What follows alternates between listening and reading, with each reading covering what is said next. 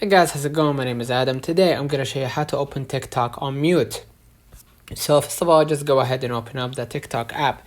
And as you can see, after we open up the TikTok, let me just wait it out for a few moments.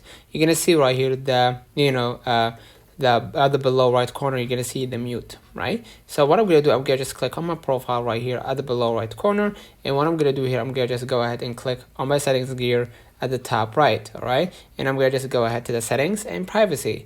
What I'm gonna do here, you're gonna see the content and display tools, and you're gonna see multiple options. You're gonna see ads, playback, language. So I'm gonna just click the playback.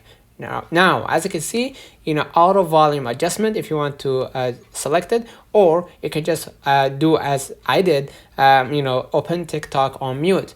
Videos will be muted by default when you open TikTok. So whenever you browse the TikTok, you get to be able to click the mute button so you can open the the voices inside the TikTok. Let me know in the comments if this video helped you. Don't forget to like and subscribe. Thank you for watching.